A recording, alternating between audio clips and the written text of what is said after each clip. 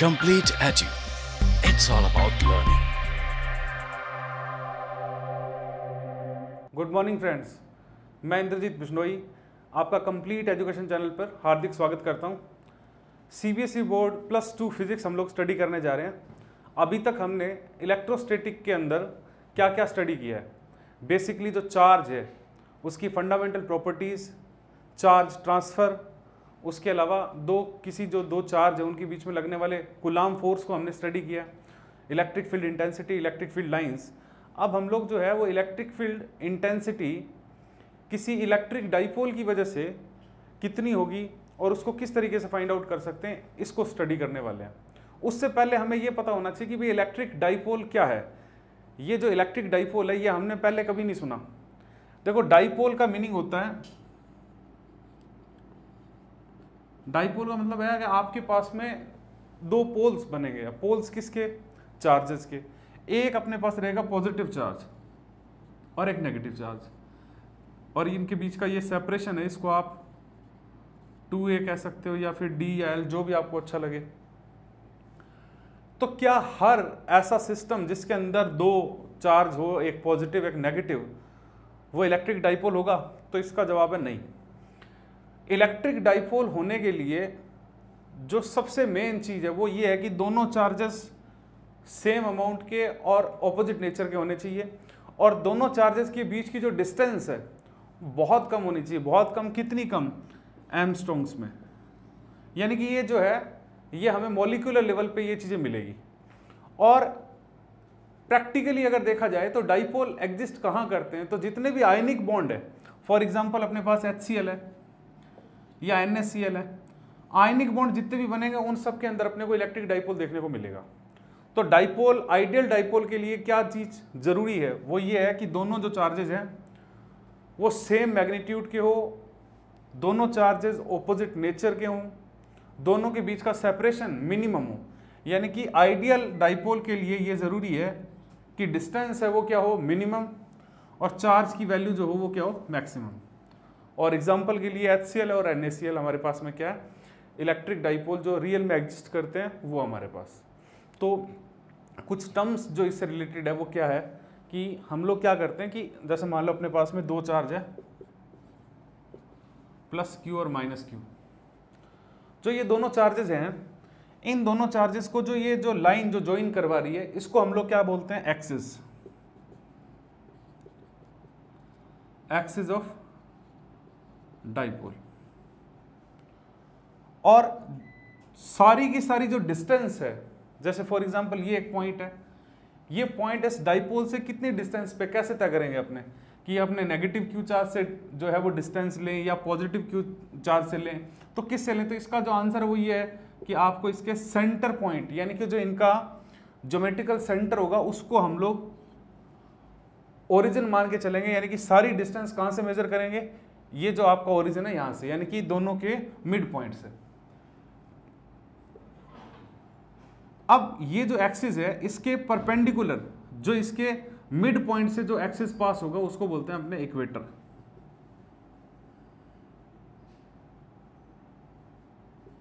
ये equatorial line है और इसको हम लोग क्या बोलेंगे? इक्वेटर। तो हम लोग बेसिकली इलेक्ट्रिक फील्ड कहाँ फाइंड आउट करेंगे? एक तो एक्सिस पे और एक इक्वेटर पे। NCERT CBSE तो आपकी यहीं तक सफिशिएंट है, बट हम लोग किसी भी एक जनरल पॉइंट के लिए भी इलेक्ट्रिक फील्ड है वो फाइंड आउट करेंगे कि भाई कितनी वैल्यू है वो कहीं पे मिल रही है अपने को। तो सबसे पहले अपने इलेक्ट्रिक फील्ड इंटेंसिटी है वो फाइंड आउट करेंगे किसी भी डाइपोल के जो एक्सिस पे पॉइंट है उसके लिए।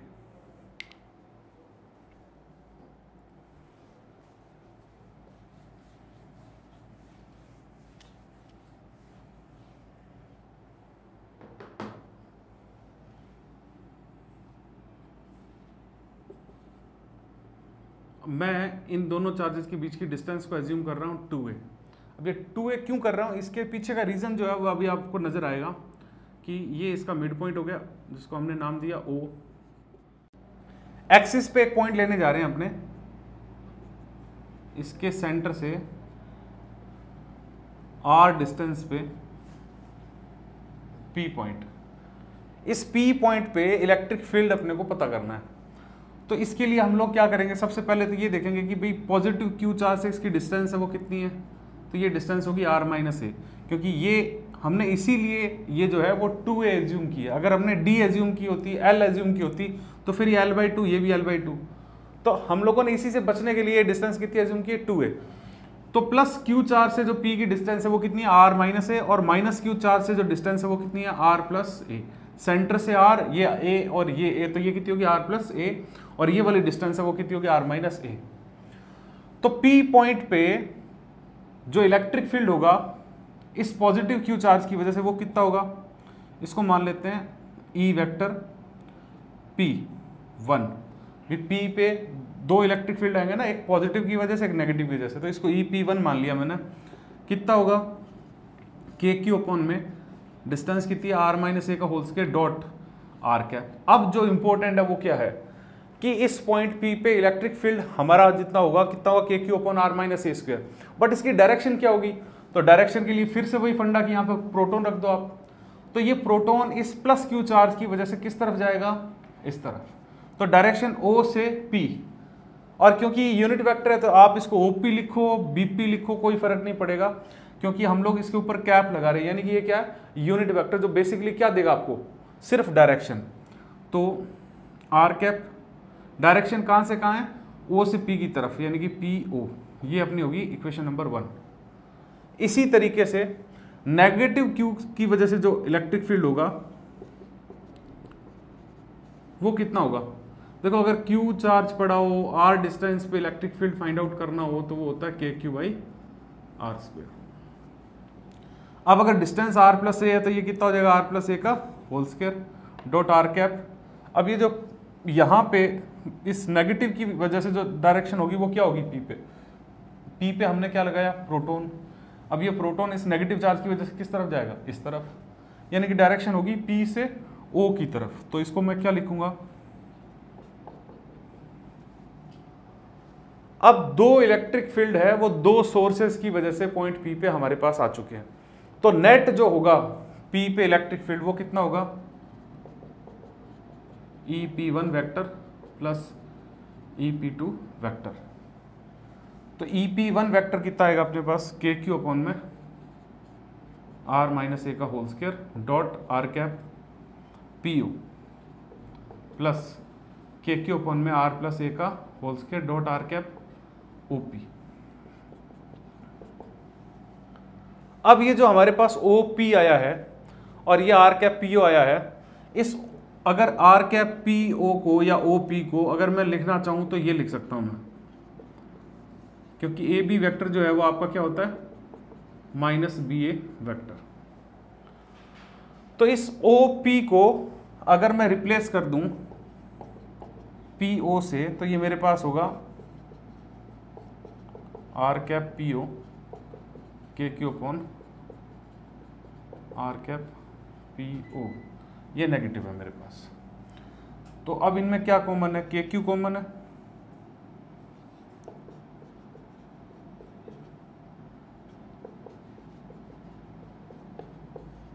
और r कैप PO।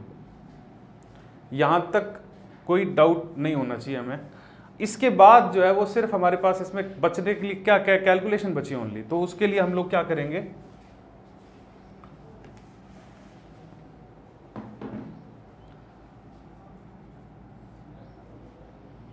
इनका एलसीएम ले लेंगे, कितना आएगा, r² माइनस a² का होल स्क्वायर, और ये हो गया r प्लस ए का whole square minus r minus a का whole square dot r cap PO,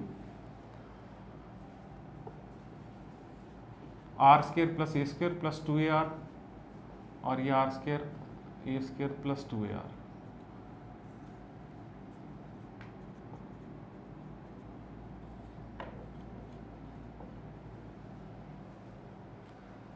ये दोनों कैंसल आउट हो गए। अब ये जो 4ar है इसको मैं पुट करने जा रहा हूँ 2a into 2r upon r² minus a² r cap PO। बच्चों ये अपने पास P पॉइंट पे नेट इलेक्ट्रिक फील्ड का फॉर्मूला आ गया। और साथ में एक नई फिजिकल क्वांटिटी को इंट्रोड्यूस करने का भी टाइम आया। क्या कि भाई आप अगर किसी भी डाइपोल के अंदर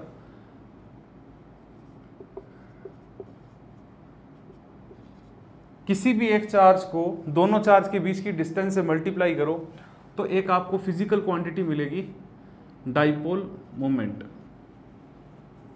इलेक्ट्रिक डाइपोल मोमेंट। और ये जो इलेक्ट्रिक डाइपोल मोमेंट है ये वेक्टर क्वांटिटी, इसकी डायरेक्शन क्या होती है, चार्ज के नेगेटिव चार्ज से पॉजिटिव चार्ज की तरफ इसकी डायरेक्शन होगी हमेशा। तो इसको किससे रिप्रेजेंट करते हैं, P से।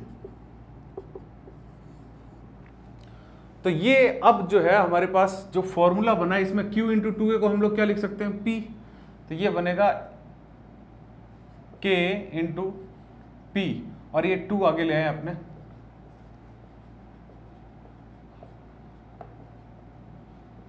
ये प्योर फॉर्मूला है हमारे पास। इसमें अगर हम लोग एक एजम्पशन यूज कर लें क्या, कि अगर R very very greater then A हो, R अगर हमारे पास A से बहुत बड़ा हो तो उस केस में क्या होगा, तो R अगर very very greater then A हो तो E जो है वो क्या होगा हमारे पास 2kPr, ये R स्क्वायर A स्क्वायर से और भी बड़ा होगा। तो इसको हम लोग क्या लिख सकते हैं,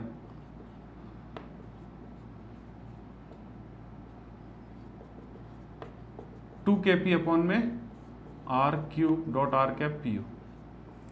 ये नेट वैल्यू हमारे पास इलेक्ट्रिक फील्ड इंटेंसिटी की 4 एक्सिस पोजीशन है वो हमें मिली है।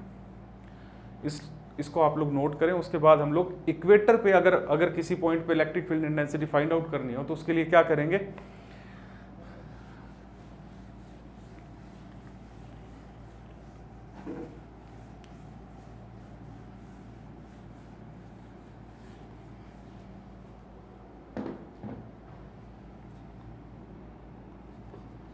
फिर से वही डाइपोल ले रहे हैं हम लोग और अब की बार जो हमारे पास में पॉइंट है, जिस पॉइंट पे हम लोग इलेक्ट्रिक फील्ड फाइंड आउट करने जा रहे हैं वो है इक्वेटर पे। इक्वेटर पे मान लो कि यहाँ पे वो पॉइंट P है जहाँ electric field intensity find out करनी है। इस P की जो पॉजिटिव Q चार्ज से डिस्टेंस है उसको एज्यूम कर लेते हैं L। तो क्योंकि इक्वेटर पे है तो इसकी डिस्टेंस इस नेगेटिव Q से भी कितनी होगी, L होगी। और जो अगर इसका सेंटर लें अपने मिड पॉइंट डाइपोल का तो उससे डिस्टेंस कितनी होगी, स्मॉल r। ये डिस्टेंस स्मॉल है और ये डिस्टेंस भी क्या है, स्मॉल है। अब इस P पॉइंट पे इस पॉजिटिव Q चार्ज की वजह से जो इलेक्ट्रिक फील्ड होगा उसकी डायरेक्शन क्या रहेगी बच्चों, ये वाली। कैसे मिली, वही सेम फंडा कि यहाँ पे प्रोटॉन अगर रखे हैं तो वो प्रोटॉन इस पॉजिटिव Q चार्ज की वजह से इस डायरेक्शन में एक फोर्स एक्सपीरियंस करेगा और नेगेटिव Q की वजह से डायरेक्शन क्या होगी, ये वाली। क्योंकि प्रोटॉन जो होगा वो इलेक्ट्रॉन की अपने जो नेगेटिव Q चार्ज है उसकी वजह से अट्रैक्शन फील करेगा, वो किस डायरेक्शन में होगी, अलोंग दिस P। और अगर इसको A माने इसको B माने तो अलोंग P B जो होगा ये इलेक्ट्रिक फील्ड इंटेंसिटी इस पॉइंट पे होगा। इसको हमने लिया E1, इसको माना E2। अब ये जो E1 और E2 की जो न्यूमेरिकल वैल्यू है वो कितनी होगी, देखो Q चार्ज से R डिस्टेंस पे जो इलेक्ट्रिक फील्ड हमें मिलता है वो होता है KQ बाई R स्क्वायर। और यहाँ पे डिस्टेंस कितनी है, L। और जो E2 होगा सेम इसकी वैल्यू भी KQ अपॉन L स्क्वायर ही होगी। क्यों होगी, क्योंकि भाई दोनों चार्जेस सेम है और दोनों की जो P पॉइंट से डिस्टेंस है वो भी क्या है, सेम है। ये एंगल अगर थीटा एज्यूम करें तो ये एंगल भी थीटा होगा क्योंकि तीनों साइड सेम है, दोनों जो ट्राइंगल है वो सिमिलर है। तो अगर ये एंगल थीटा है ये एंगल भी थीटा होगा और ये थीटा है तो ये भी थीटा होगा। इसी तरीके से ये एंगल भी थीटा होगा, इसके सामने का ये एंगल है। हम लोग E1 और E2 के कंपोनेंट्स है वो ले रहे हैं। तो E1 का थीटा यानी कि हॉरिजॉन्टल डायरेक्शन में कंपोनेंट क्या होगा, E1 cos थीटा। और वर्टिकल डायरेक्शन में कंपोनेंट जो है वो कितना होगा, E1 sin थीटा। इसी तरीके से E2 के अगर कंपोनेंट लें तो हॉरिजॉन्टल कंपोनेंट होगा E2 cos थीटा और ये होगा E2 sin थीटा। ये दोनों कंपोनेंट्स एक दूसरे के ऑपोजिट डायरेक्शन में। sin थीटा दोनों के लिए सेम है, E1 E2 की न्यूमेरिकल वैल्यू भी सेम है, यानी कि इसके वर्टिकल कंपोनेंट एक दूसरे को वैनिश कर देंगे, कैंसिल आउट कर देंगे, और हॉरिजॉन्टल कंपोनेंट है वो आपको एक जो अपना रिजल्टेंट इलेक्ट्रिक फील्ड है वो प्रोवाइड कर पाएंगे। कितना? E इक्वल टू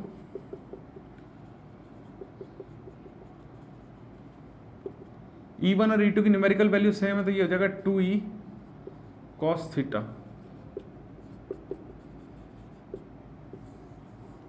और अगर हम लोग इसकी डायरेक्शन यानी कि वेक्टर फॉर्म में लिखना चाहें तो इसकी डायरेक्शन है ये वाली, यानी कि horizontal direction left to right, यानी कि ए से बी की डायरेक्शन में है ये। तो इसको अपने ऐसे भी लिख सकते हैं 2E cos theta dot r cap B A. अब कईयों को लग रहा होगा कि इलेक्ट्रिक फील्ड तो यहाँ है, डायरेक्शन सर यहाँ ले रहे हैं, तो भाई वेक्टर जो है ये पैरेलल अगर हो, ये दोनों वेक्टर पैरेलल है, तो इनकी डायरेक्शन जो है वो क्या रहेगी? सेम। चाहे इनकी बीच की डिस्टेंस जितनी मर्जी रख दो आप, एक ही डायरेक्शन में ना, दोनों पैरेलल है, इसलिए डायरेक्शन ये वाली डायरेक्शन इस ए बी की डायरेक्शन के क्या होगी? अलोंग ही होगी। तो अब ई की वैल्यू पुट कर रहा हूं मैं, कितनी है? के क्यू बाई एल स्क्वायर।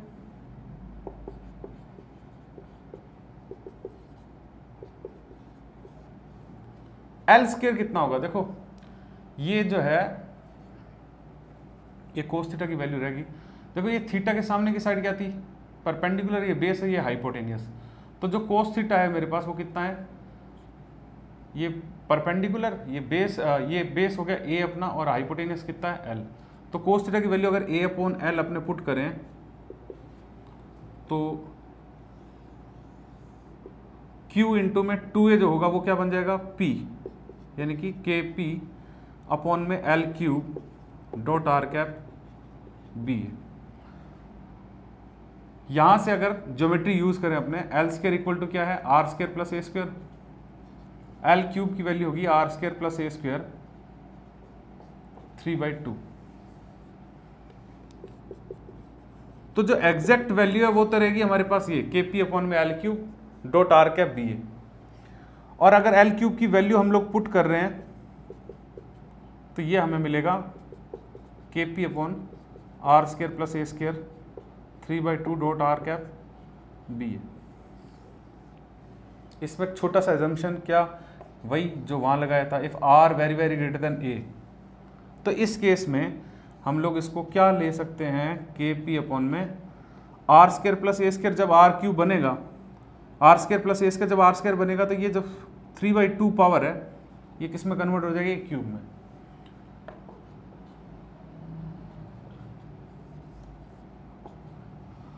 ये जो रिजल्ट हमें मिला है, ये रिजल्ट एक्सिस वाली कंडीशन का जस्ट हाफ है।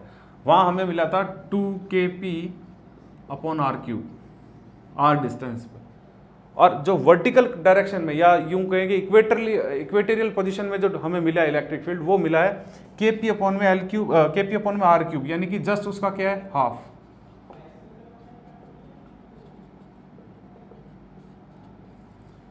यानी कि इक्वेटर पे जो हमें इलेक्ट्रिक फील्ड इंटेंसिटी मिलेगी वो जस्ट एक्सिस के कंपैरिजन में 1/2 होगी, या उसका हाफ होगी। अब ये तो बात हुई एक्सिस और इक्वेटोरियल पोजीशन की। अब अगर पॉइंट किसी जनरल अगर कहीं भी किसी भी जगह पे अगर अपने को बोल दे कि भाई यहाँ इलेक्ट्रिक फील्ड कितना होगा, तो उसके लिए हमारे पास क्या अप्रोच है? तो वो हम लोग ट्राई करने जा रहे हैं कि अगर हमें इलेक्ट्रिक फील्ड जो है वो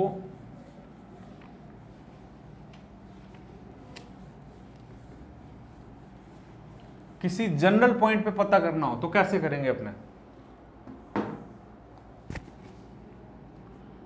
फॉर एग्जाम्पल,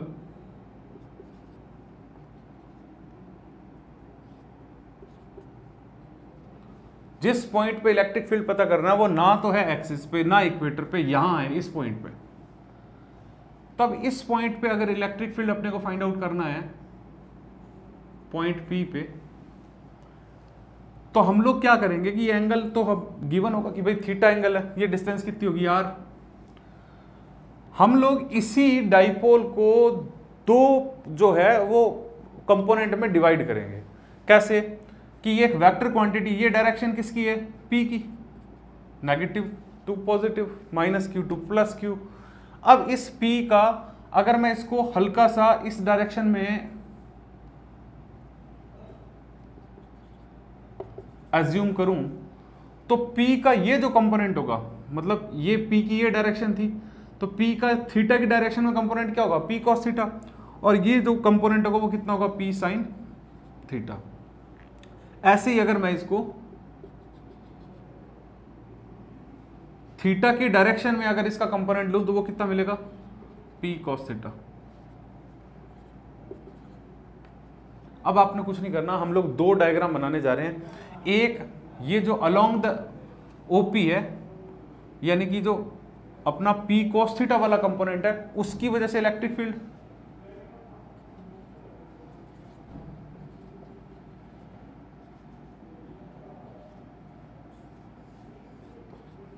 तो ऐसी कंडीशन पे जो P पे इलेक्ट्रिक फील्ड होगा वो कितना होगा, 2kP अपॉन में r³ हम लोग लेते थे, बट यहां पे हमारे पास में P नहीं है, हमारे पास क्या है, P का थीटा की डायरेक्शन के अलोंग कंपोनेंट कितना था, P cos थीटा,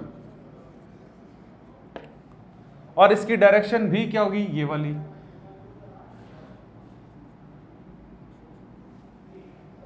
इसके अलावा इस पॉइंट पे एक इलेक्ट्रिक फील्ड जो होगा वो इस जो ये हमने इसके एक्सिस जो इक्वेटर वाला कंडीशन में जो हमने डाइपोल लिया है उसकी वजह से भी इलेक्ट्रिक फील्ड होगा, कितना होगा, तो उसके लिए मैं बना रहा हूं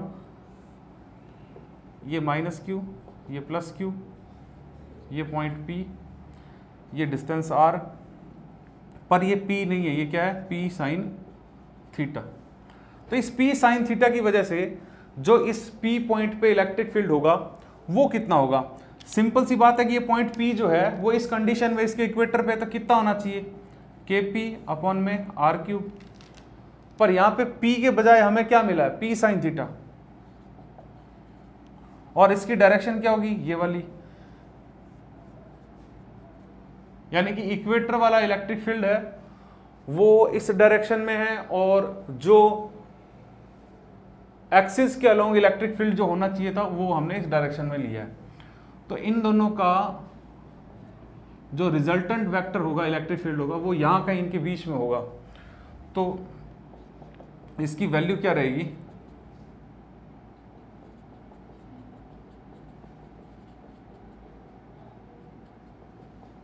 कोस 90 क्यों, क्योंकि ये दोनों जो इलेक्ट्रिक फील्ड मिले हैं ये एक दूसरे के म्यूचुअली क्या है, परपेंडिकुलर है। तो kP/r³ यहां भी है, kP/r³ यहां भी है। अब देखो cos 90 ये वाला तो 0 होने वाला ऑलरेडी, सिर्फ अपने पास में ये दो चीजें बची है, इनके लिए kP/r³ क्या है, कॉमन, तो इसको हम लोग ऑलरेडी क्या ले रहे हैं, बाहर, क्योंकि इनका स्क्वायर होगा तो इसका भी स्क्वायर होगा, अंडर रूट से बाहर आएगा तो kP/r³ मिलेगा हमें। अब ये बचा है 2 cos थीटा, तो ये हो गया 4 cos² थीटा प्लस, और इसका स्क्वायर जो होगा वो क्या होगा, sin² थीटा। एक cos² अगर अपने ले जाएं अलग से तो cos² plus sin² theta 1 + 3 cos² theta, यानी कि किसी जनरल पॉइंट पे जो इलेक्ट्रिक फील्ड होगा वो हम लोग इस वे से निकाल सकते हैं। अब अगर हम लोग देखें कि एक्सिस पे इसी फॉर्मूले से आंसर कितना आ रहा है, तो थीटा कितना होगा, 0, कि भाई अगर हम लोग ये थीटा 0 कर दें तो ये पॉइंट P कहाँ जाएगा, इस जगह पे, यानी कि एक्सिस पे।